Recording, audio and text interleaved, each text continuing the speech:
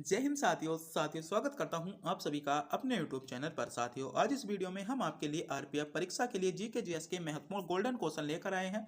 आज के सभी क्वेश्चन सेलेक्टेड इंपॉर्टेंट और गोल्डन क्वेश्चन होने वाले हैं। मेरे प्यारे साथियों, आज के इस वीडियो में हमने एमसीक्यूज के साथ साथ उन क्वेश्चनों के बारे में डिटेल्स में भी बात की है जहां से आपसे क्वेश्चन बन सकते हैं। तो आज के सभी क्वेश्चन सेलेक्टेड इंपॉर्टेंट और गोल्डन क्वेश्चन होंगे। ये क्वेश्चन ऐसे हैं जहां से आपको अक्सर आपकी एग्जाम में क्वेश्चन देखने को मिल सकता है। तो मेरे प्यारे साथियों, आज की वीडियो को काफ़ी ज़्यादा एनालिसिस करने के बाद बनाया गया है और सभी क्वेश्चन इंपॉर्टेंट सेलेक्टेड रखे गए हैं। तो आपको इन क्वेश्चनों के बारे में पता होना चाहिए अगर आप भी आरपीएफ परीक्षा की तैयारी कर रहे हो। तो परीक्षा से पहले इस वीडियो को पूरा ध्यान से जरूर देखिएगा क्योंकि यहाँ से क्वेश्चन आपको जरूर पूछा जाएगा। तो बिना टाइम गवाए करते हैं वीडियो को स्टार्ट। आपका पहला क्वेश्चन देखते हैं। पहला क्वेश्चन है, प्राचीन हड़प्पा शहर किस नदी के वर्तमान में सूखे मार्ग के तट पर बसा है या बसाया गया है। तो क्वेश्चन आपसे पूछा गया है, प्राचीन जो आपका हड़प्पा शहर था ये आपका कौन सी नदी के वर्तमान में कौन सी नदी के तट पर बसा है। तो ये क्वेश्चन आपके लिए इंपॉर्टेंट है। तो कौन सी नदी पर तट पर बसा है, तो ये जो था आपका रावी नदी के तट पर है। रावी नदी सी विकल्प के साथ इसमें आपका करेक्ट जवाब होगा। तो बात करते हैं सिंधु घाटी के महत्वपूर्ण कुछ शहरों के बारे में और उनसे संबंधित नदियों के बारे में कि कौन सा शहर कौन सी नदी के किनारे पर बसाया गया था। जैसे अगर आपसे एग्जाम में पूछ लिया जाए कि मोहनजोदाड़ो, तो मोहनजोदाड़ो जो था वह आपका सिंधु नदी के किनारे पर बसा था। आलमगीरपुर की बात करें तो आलमगीरपुर आपकी हिंडन नदी के किनारे पर बसा था। उसी के साथ साथ कालीबंगा की बात करें तो कालीबंगा एक शहर था प्रसिद्ध जो आपके घग्गर नदी के किनारे पर बसा है।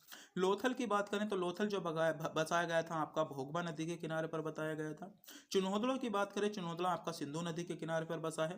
रोपण की बात करें, रोपण आपका सतलज नदी के किनारे पर बसा है। और दासक आपका सुतकागे डोर नदी के किनारे पर बसा है। तो ये मेरे प्यारे साथियों आपकी कुछ महत्वपूर्ण सिंधु घाटी सभ्यता के स्थल हैं और उनसे संबंधित नदियां हैं जहां से क्वेश्चन आपको पूछा जाता है और एक क्वेश्चन यहां से आने की संभावना भी बन जाती है।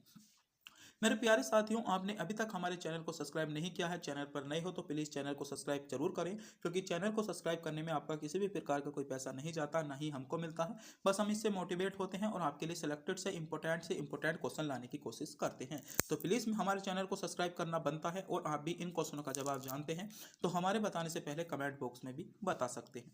बढ़ते हैं अगले क्वेश्चन पर। अगला क्वेश्चन आपके लिए क्या है। अगला क्वेश्चन है आपका, उकाई बांध किस नदी पर स्थित है। तो क्वेश्चन पूछा गया है उकाई बांध आपका किस नदी पर स्थित है। दोबारा क्वेश्चन आपका नदी से ही संबंधित पूछ लिया गया है। तो उकाई बांध की बात करें तो उकाई बांध आपका ताप्ती नदी पर स्थित है। ताप्ती नदी विकल्प ए में आपको दिया गया है, यानी ए विकल्प आपका करेक्ट जवाब होगा। तो बात करते हैं भारत में स्थित कुछ महत्वपूर्ण बांधों के बारे में और आपके कौन से राज्य में स्थित है और कौन सी नदी पर है। पहला है आपका सोमालिसा बांध। इंपॉर्टेंट है, ये क्वेश्चन पूछा जाता है। तो सोमालिसा बांध आपका आंध्र प्रदेश राज्य में है और पेन्नार नदी पर, कौन सी नदी पर है, पेन्नार नदी पर है। आपको इसके बारे में पता होना चाहिए। बात करें टिहरी बांध की तो टिहरी बांध मेरे प्यारे साथियों आपका उत्तराखंड राज्य में स्थित है। कौन से राज्य में, उत्तराखंड राज्य में स्थित है। और नदी की बात करें तो भागीरथी नदी पर स्थित है। उसी के साथ साथ बात करें हीराकुंडा बांध की तो हीराकुंड बांध आपका जो है उड़ीसा राज्य में स्थित है और नदी की बात करें तो महानदी इसकी नदी हो जाएगी। बात करते हैं फरक्का बांध, बहुत ही ज्यादा इंपॉर्टेंट है आरपीएफ परीक्षा के लिए, आपको पता होना चाहिए। फरक्का बांध आपका पश्चिम बंगाल राज्य में स्थित है और नदी की बात करें तो हुगली नदी पर स्थित है। इसके बारे में आपको पता होना चाहिए। अगला है सलाल बांध परियोजना। इंपॉर्टेंट है आपके लिए। तो सलाल बांध परियोजना जो है मेरे प्यारे साथियों आपकी जम्मू कश्मीर राज्य में स्थित है और नदी की बात करें तो आपकी चिनाब नदी इसका सही जवाब हो जाएगा। आगे देखते हैं। अगला है आपका उरी बांध। तो उरी बांध आपका कहाँ पर है, जम्मू कश्मीर राज्य में स्थित है और नदी की बात करें तो झेलम नदी इसकी सही जवाब होगा।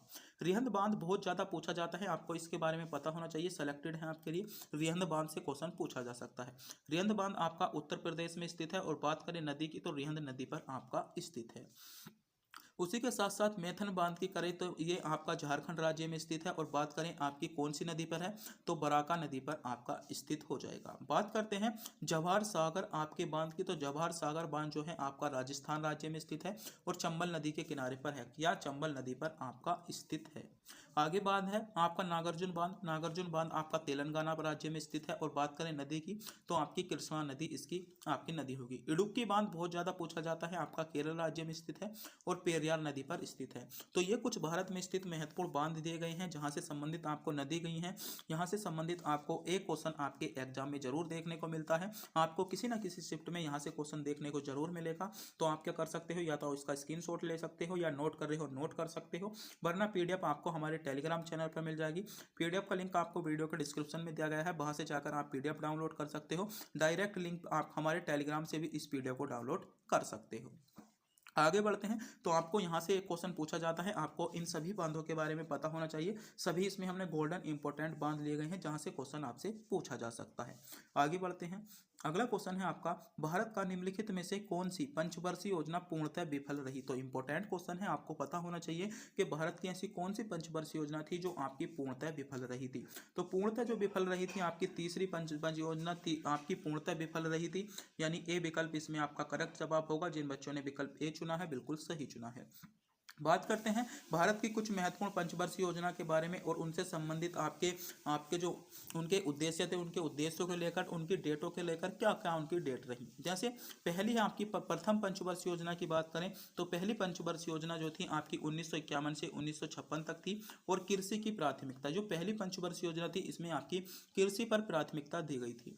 दूसरी पंचवर्षीय योजना की बात करें तो इसका जो दूसरी पंचवर्षीय योजना चली थी वह आपकी 1956 से 1961 तक चली थी। और इसमें जो दिया गया था आपका उद्योग क्षेत्र पर इसमें प्राथमिकता दी गई थी। तीसरी पंचवर्षीय योजना की बात करें, तीसरी पंचवर्षीय योजना 1961 से 1966 तक चली थी आपकी। और इसमें कृषि और उद्योग यानी दोनों पर इसमें विशेष जोर दिया गया था। बात करते हैं चौथी पंचवर्षीय योजना की। चौथी पंचवर्षीय योजना आपकी 1969 से 74 तक चली थी। और इसमें न्याय के साथ आपका गरीबी के विकास को हटाया गया था, यानी न्याय के साथ साथ आपका जो गरीबी है उसको हटाया गया था। बात करें पांचवी पंचवर्षीय योजना की, तो 5 वर्ष योजना का जो शासनकाल था आपका 1974 से आपका 1979 तक। और इसमें जो किया गया था आपकी गरीबी और आत्मनिर्भरता को हटाया गया था। किसमें, गरीबी और आत्मनिर्भरता को इसमें हटाया गया था। आपको इसके बारे में पता होना चाहिए। छठी पंचवर्षीय योजना की बात करें तो पांचवी पंचवर्षीय योजना के रूप में ही, यानी इसमें आपकी छठी जो पंचवर्षीय योजना थी इसमें जोड़ दिया गया था। आगे देखते हैं सातवीं पंचवर्षीय योजना। सातवीं पंचवर्षीय योजना में जो था आपकी फूड फेडरेशन, रोजगार और आपका उत्पादकता पर आपका जोर दिया गया था। यहाँ से क्वेश्चन पूछ लिया जाता है कौन सी पंचवर्षीय योजना में उद्योग पर जोर दिया गया, कौन सी पंचवर्षीय योजना में कृषि पर जोर दिया गया, कौन सी पंचवर्षीय योजना में रोजगार पर जोर दिया गया। तो ये 12 की 12 पंचवर्षीय योजना आपके लिए बहुत इंपॉर्टेंट होने वाली है, आपको इनके बारे में पता होना चाहिए। बात करते हैं आठवीं पंचवर्षीय योजना को लेकर, तो 1992 से 97 तक इनका शासनकाल मतलब ये चली थी। और रोजगार सृजन, जनसंख्या का नियंत्रण आपका 8वीं पंचवर्षीय योजना में किया गया था। क्वेश्चन पूछा जा सकता है जनसंख्या का नियंत्रण आपका कौन सी पंचवर्षीय योजना से संबंधित है, तो आपको पता होना चाहिए ये आपका 8वीं पंचवर्षीय योजना से संबंधित है। बात करें 9वीं पंचवर्षीय योजना की, तो 9वीं पंचवर्षीय योजना आपकी 1997 से आपकी 2002 तक चली थी। और इसमें 7% की विकास दर, यानी 7% का विकास दर का इसमें लक्ष्य रखा गया था। बात करते हैं 10वीं पंचवर्षीय योजना की, तो 10 वर्षीय पंचवर्षीय योजना जो थी आपकी 2002 से 2007 तक चली थी। और स्वरोजगार और संसाधनों का विकास जो था आपका 10वीं पंचवर्षीय योजना में किया गया था। 11वीं पंचवर्षीय योजना में जो किया गया था आपका व्यापक और तेजी से विकास करने का इसमें लक्ष्य रखा गया था। 12वीं पंचवर्षीय योजना में स्वास्थ्य, शिक्षा और स्वच्छता पर आपको इस पर जोर दिया गया था। और ये जो चली थी आपकी 2012 से 2017 तक चली थी। तो ये थी आपकी 12 की 12 पंचवर्षीय योजना आपके सामने उपस्थित हैं, जिनके बारे में आपको पता होना चाहिए, क्योंकि यहाँ से आपको अक्सर आपके एग्जाम में क्वेश्चन मिलता है मेरे प्यारे साथियों। और एग्जाम की दृष्टि से बहुत ज़्यादा इंपॉर्टेंट होता है। इनके उद्देश्य पूछ ले जाते हैं, जैसे पहली पंचवर्षीय योजना में किस पर जोर दिया गया, दूसरी पंचवर्षीय योजना का उद्देश्य क्या था, तीसरी पंचवर्षीय योजना का उद्देश्य क्या था। तो आपको इनके बारे में पता होना चाहिए। आप नोट कर सकते हो, स्क्रीनशॉट ले सकते हो, पीडीएफ का लिंक वीडियो के डाउनलोड में है। अगला क्वेश्चन है, हमारे पाचन तंत्र के किस भाग में वसा का पाचन होता है। बहुत ही ज़्यादा सिलेक्टेड क्वेश्चन है। आरपीएफ में आपका बायोलॉजी से संबंधित क्वेश्चन पूछे जाते हैं। और पाचन तंत्र बायोलॉजी का महत्वपूर्ण टॉपिक है, जहां से क्वेश्चन आपको अक्सर आपके एग्जाम में देखने को मिलते हैं। तो हमारे पाचन तंत्र में किस भाग में वसा का पाचन होता है। तो बात करें वसा के पाचन की, तो वसा का जो पाचन होता है आपका छोटी आंत में होता है। छोटी आंत बी विकल्प में आपको दिया गया है, यानी बी विकल्प आपका इसमें करेक्ट जवाब होगा। आगे बढ़ते हैं। देखते हैं कुछ महत्वपूर्ण पॉइंट। पहले तो क्वेश्चन आपसे पूछ लिया जाता है कि आहार नाल की लंबाई कितनी होती है। ये क्वेश्चन बहुत ज़्यादा पूछा जाता है, आपको इसमें पता होना चाहिए। जो मेरे प्यारे साथियों, आपकी आहार नाल होती है उसकी लंबाई 9 से 10 मीटर आपकी होती है। ये क्वेश्चन बहुत ज़्यादा आपसे क्वेश्चन पूछा जाता है। बात करें भोजन की पचाने की शुरुआत कहाँ से होती है। भोजन का पाचन तो होता है, मगर जो भोजन की पाचन की शुरुआत होती है कहाँ से होती है, तो भोजन के जो पाचन की शुरुआत होती है वह आपकी मुख से ही भोजन के पाचन की शुरुआत हो जाती है। मुख में क्या होते हैं, आपके दांत होते हैं। तो आपको पता होना चाहिए दांत कितने प्रकार के होते हैं। ये क्वेश्चन भी आपसे आरपीएफ परीक्षा में पूछा गया है। तो दांत आपके 4 प्रकार के होते हैं। बात करें इंसुलिन आपका हार्मोन्स होता है, ये कहाँ से होता है, तो ये आपका कहाँ से स्रावित होता है, तो आपका अग्नाशय से होता है। इसके बारे में पता होना चाहिए।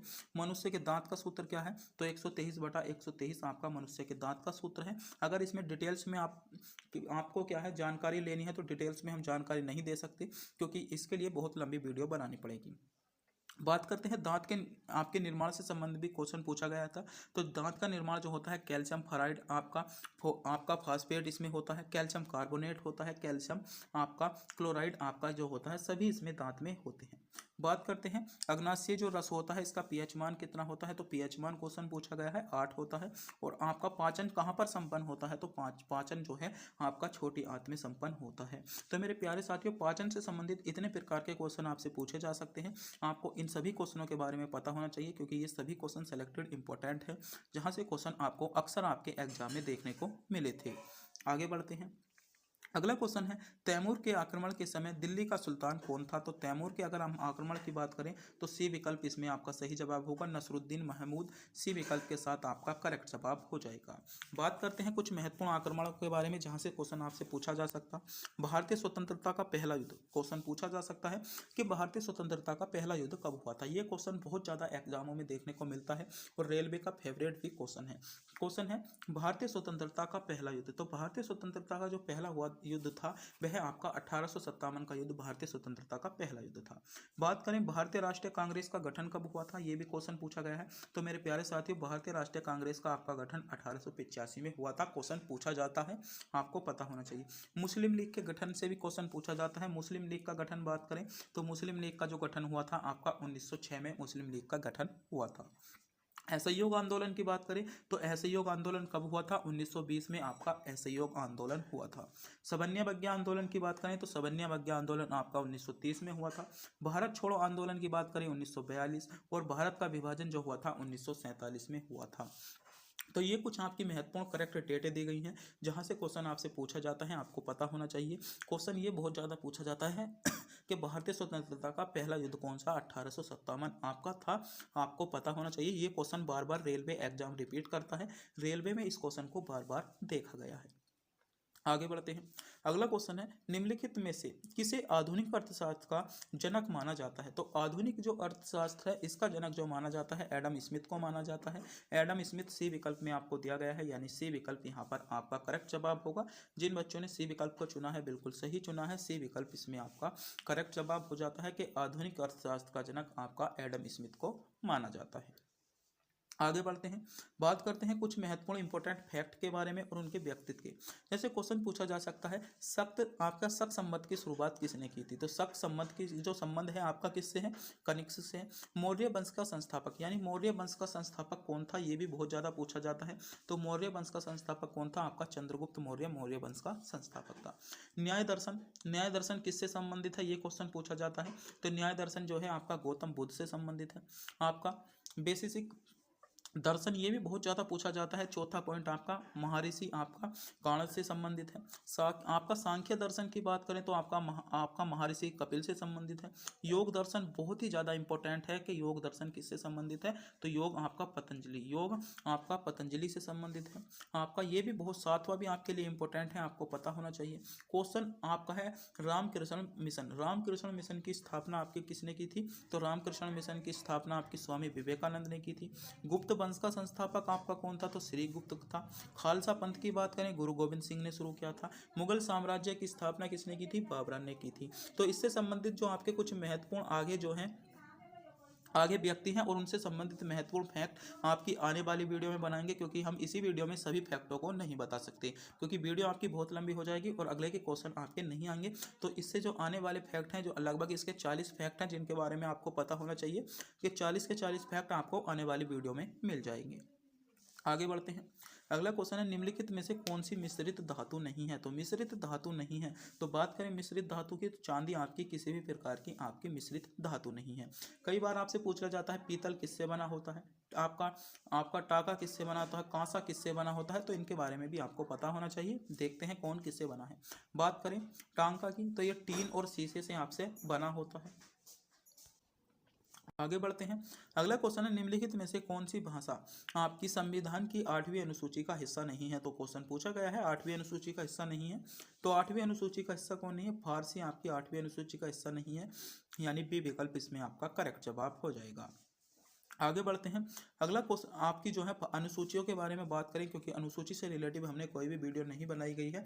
इससे पहले भाषाओं के बारे में वीडियो बना दी थी, तो आपको पता होना चाहिए। अनुसूची, प्रथम अनुसूची की बात करें तो प्रथम अनुसूची में भारत राज्यों और केंद्र शासित प्रदेशों का वर्णन आपका प्रथम अनुसूची में। द्वितीय अनुसूची की बात करें तो विशिष्ट पदाधिकारी के वेतन और भत्तों का विवरण जो है आपका दूसरी अनुसूची में है। तीसरी अनुसूची की बात करें तो विशिष्ट पदाधिकारी जो है उनकी शपथ का विवरण दिया गया है। चौथी अनुसूची में राज्य और केंद्र शासित प्रदेशों के बीच सीटों का बंटवारा आपका चौथी अनुसूची में है। पांचवी अनुसूची की बात करें, अनुसूचित जाति और जनजाति के लिए विशेष प्रावधान दे दिया गया है, पांचवी अनुसूची में है। छठी अनुसूची में असम, मेघालय, त्रिपुरा, मिजोरम के लिए विशेष आपका प्रावधान दिया गया है। सातवीं अनुसूची में आपकी संवर्ती सूची, राज्य सूची और संघ सूची का विवरण है।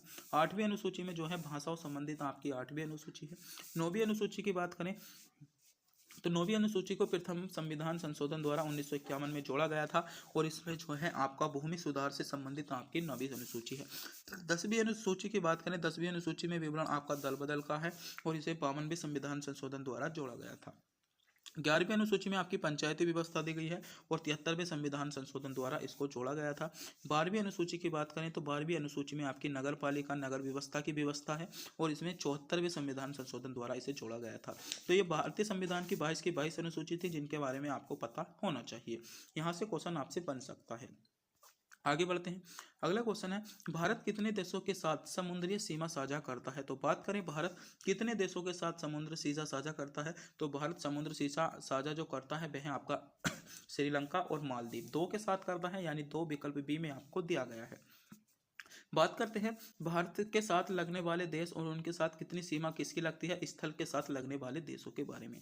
पहला है आपका भारत और पाकिस्तान। तो भारत और पाकिस्तान, तो भारत के साथ पाकिस्तान कितना सीमा साझा करता है, तो भारत के साथ पाकिस्तान जो है 3323 किलोमीटर के साथ सीमा साझा करता है। और कई बार यहाँ पर पूछ लिया जाता है कौन कार्य करता है, तो सीमा सुरक्षा बल यानी BSF यहाँ पर आपकी तैनात होती है। दूसरा देश है आपका अफगानिस्तान। अफगानिस्तान के साथ जो भारत सीमा साझा करता है 106 किलोमीटर का सीमा साझा करता है, और पीओके वाला क्षेत्र भी इसको हम बोल सकते हैं। आगे है आपका कौन सा, भारत और चीन। भारत और चीन के बीच जो सीमा साझा है आपका 3488 किलोमीटर है, और यहाँ पर तैनात कौन सा है, तो ITBP यहाँ पर तैनात होती है। बात करते हैं भारत और नेपाल की, तो भारत और नेपाल के बीच की जो आपकी है तो 1751 किलोमीटर आपकी सीमा जुड़ी गई है, यानी सीमा साझा करता है, और SSB यहाँ पर आपकी तैनात होती है।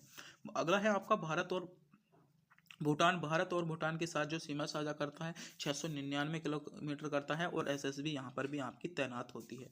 अगला है आपका भारत और म्यांमार। तो म्यांमार के बीच जो सीमा साझा करता है 1600 आपकी 43 किलोमीटर करता है, और असम राइफल यहाँ पर तैनात होती है। इसके बारे में भी आपको पता होना चाहिए। कई बार आपसे ऐसे क्वेश्चन पूछा जाता है कि कौन सी सेना कहाँ पर तैनात है, या आपकी कौन सी सेना किस देश के साथ आपका युद्ध हो सकता है, यानी आपसे क्वेश्चन पूछा जाता है कि असम राइफल किन देशों के बीच युद्ध होने से रोकती है। ऐसे इस प्रकार के क्वेश्चन भी आपसे पूछे जाने लगे हैं। 7वां है आपका भारत बांग्लादेश। भारत बांग्लादेश के साथ जो सीमा करता है आपका 40 यानी 4096.7 किलोमीटर सीमा साझा करता है, आपको पता होना चाहिए। और BSF यहाँ पर तैनात होती है, इसके बारे में भी आपको पता होना चाहिए। तो ये जो है आपके भारत के साथ लगने वाले देश और उनके साथ सीमा साझा करने का कुछ आपकी जो आपकी किलोमीटर में दूरी है उनके बारे में बताया गया है, क्योंकि किलोमीटर में दूरी आपसे पूछी जा सकती है। जैसे क्वेश्चन पूछ लिया जाता है, भारत और आपका बांग्लादेश कितनी सीमा साझा करता है, 4091 करता है। भारत और पाकिस्तान 33-23 करता है। अफगानिस्तान 106 करता है। भारत नेपाल 1751 करता है। भारत म्यांमार की बात करें 1643 करता है। भारत भूटान आपका 699 करता है। इस प्रकार के क्वेश्चन भी आपसे पूछे जाने लगे हैं। आगे बढ़ते हैं। अगला क्वेश्चन है, कौन सी नदी अधिकतम देशों से होकर जाती है। ये भी क्वेश्चन इंपॉर्टेंट है। तो डी विकल्प के साथ जिन बच्चों ने विकल्प डी को चुना है बिल्कुल सही चुना है। डी विकल्प यहाँ पर आपका करेक्ट जवाब हो जाएगा। बात करते हैं नदी के किनारे पर स्थित कुछ महत्वपूर्ण आपके प्रमुख शहरों के बारे में, जहाँ से आपसे क्वेश्चन अक्सर आपसे पूछा जाता है। इसके बारे में आपको पता होना चाहिए। जैसे पहला है सतलुज नदी। तो सतलुज नदी के किनारे पर कौन है, फिरोजाबाद और लुधियाना आपका सतलुज नदी के किनारे पर बसा है। महानदी की बात करें तो महानदी कटक और आपका संबलपुर आपका महानदी के किनारे पर बसा है। बद्रीनाथ की बात करें, बद्रीनाथ आपका अलकनंदा के किनारे पर बसा है। कुरनूल की बात करें, कुरनूल आपका तुंगभद्रा नदी के किनारे पर बसा है। श्रीनगर आपका जो है झेलम नदी के किनारे पर बसा है। सूरत आपका ताप्ती नदी के किनारे पर बसा है। विजयवाड़ा की बात करें, कृष्णा नदी के किनारे पर बसा है। आपका पड़मपुर आपका भीमा नदी के किनारे पर बसा है। बरेली की बात करें, बहुत ज़्यादा पूछा जाता है, आपका रामगंगा नदी के किनारे पर बसा है। ओछरा की बात करें, बेतवा नदी पर। मथुरा और आगरा आपका यमुना नदी के किनारे पर बसा है। उज्जैन आपका क्षिप्रा नदी के किनारे पर बसा है। अयोध्या की बात करें, अयोध्या आपका सरयू नदी के किनारे पर बसा है। कोलकाता आपका हुगली नदी के किनारे पर बसा है। लखनऊ आपका गोमती नदी के किनारे पर बसा है। जबलपुर आपका नर्मदा नदी के किनारे पर बसा है। कोटा आपका चंबल नदी के किनारे पर बसा है। नासिक आपका गोदावरी नदी के किनारे पर बसा है। श्रीरंगपट्टनम आपका कावेरी नदी के किनारे पर बसा है। हैदराबाद आपका मूसी नदी पर बसा है। जमशेदपुर आपका स्वर्णरेखा नदी पर बसा है। और अहमदाबाद आपका साबरमती नदी के किनारे पर बसा है। तो ये कुछ आपके महत्वपूर्ण देश दिए गए हैं और उनसे संबंधित जो है आपके कुछ आपके क्या है महत्वपूर्ण आपके स्थान और आपके नदी के किनारे पर बसे शहर दिए गए हैं, जहाँ से क्वेश्चन आपसे पूछा जाता है। तो ये टॉपिक भी एग्जाम की दृष्टि से इंपॉर्टेंट होता है। आगे बढ़ते हैं। अगला क्वेश्चन है, भारतीय संविधान का कौन सा अनुच्छेद उपाधियों के अंत से संबंधित है। तो बात करें उपाधियों का अंत जो दिया गया है भारतीय संविधान के अनुच्छेद 18 में दिया गया है। अनुच्छेद 18 डी विकल्प के साथ इसमें आपका करेक्ट जवाब होगा। बात करते हैं भारतीय संविधान के कुछ महत्वपूर्ण अनुच्छेदों के बारे में, जिनको बच्चे नहीं पढ़ते और यहाँ से अक्सर क्वेश्चन आपसे पूछ लिया जाता है। बात करें अनुच्छेद 1 की, तो अनुच्छेद 1 में जो दिया है संघ और राज्य क्षेत्र जो दिए गए हैं आपके अनुच्छेद 1 में दिए गए हैं। अनुच्छेद 2 में जो दिया गया है नए राज्यों का प्रवेश या आपकी स्थापना, नए राज्यों का प्रवेश या स्थापना आपके अनुच्छेद 2 में दी गई है। अनुच्छेद 3 में क्या है, अनुच्छेद 3 में है आपका राज्य का निर्माण तथा सीमा या नामों में परिवर्तन। राज्य का निर्माण, सीमा तथा नामों में परिवर्तन आपका अनुच्छेद 3 में दिया गया है।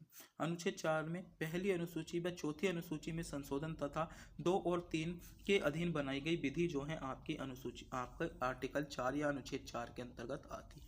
अनुच्छेद 5 की बात करें तो संविधान के प्रारंभ से नागरिकता जो दी गई है आपकी अनुच्छेद 5 में दी गई है।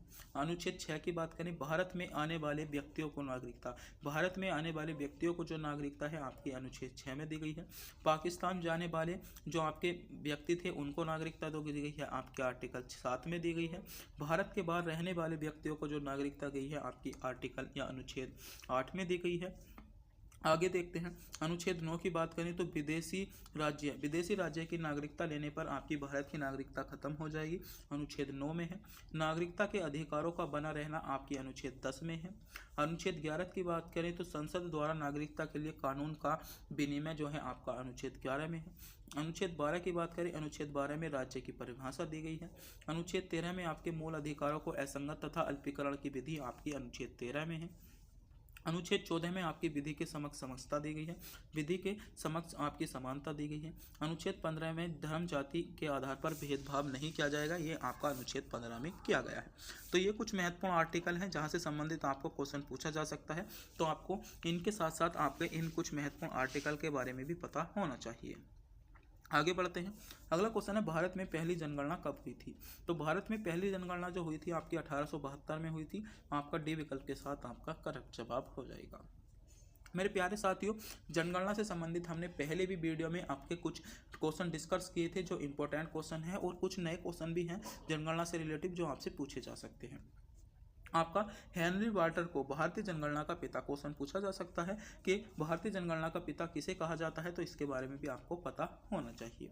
आगे है, जनगणना हर कितने साल में होती है, तो जनगणना हर 10 साल में होती है। पहली जनगणना जो हुई थी आपकी 1872 में ब्रिटिश शासन के दौरान हुई थी। पहली पूर्व जनगणना या पहली आधिकारिक जनगणना पूछी जाए आपकी 1881 में हुई, और आखिरी जनगणना कब हुई थी, तो 2011 में आपकी आखिरी जनगणना हुई थी। इसके बारे में भी आपको पता होना चाहिए। और भी जो आपके जनसंख्या से रिलेटिव इंपॉर्टेंट फैक्ट थे वे हमने इससे पहली वाली वीडियो में बता दी हैं। तो मेरे प्यारे साथियों, वीडियो आपकी काफ़ी लंबी हो गई है, लगभग 25 मिनट की वीडियो हो गई है। तो यहाँ पर ही हम इस वीडियो को समाप्त करते हैं। और मेरे प्यारे साथियों, वीडियो अच्छी लगी हो वीडियो को लाइक करें, चैनल पर नए हो चैनल को सब्सक्राइब करें, और आप अपने दोस्तों के पास वीडियो को शेयर करना ना भूलें। वीडियो अच्छी लगी हो तो कमेंट बॉक्स में ज़रूर बताएं, और एक क्वेश्चन का जवाब हम आपको टेस्ट के रूप में देते हैं, जिसका जवाब आपको कमेंट बॉक्स में बताना होगा। आपका क्वेश्चन है कि भारत में 2011 की जनगणना का आदर्श वाक्य क्या था। अगर आपने इस वीडियो से जो पहली वीडियो थी उनको हमारी वीडियो को ध्यान से देखा है, तो हमने उस वीडियो में आपको बताया है कि 2011 की जनगणना का आदर्श वाक्य क्या था। तो मेरे प्यारे साथियों, अगर आप इस क्वेश्चन का जवाब जानते हैं तो कमेंट बॉक्स में जरूर बताएंगे कि 2011 की जनगणना का आदर्श वाक्य क्या था। ये क्वेश्चन हम आपसे टेस्ट के रूप में पूछते हैं। तो अगर आप इस क्वेश्चन का जवाब जानते हैं तो कमेंट बॉक्स में जरूर बताएं। तब तक के लिए मिलते हैं अगली वीडियो में।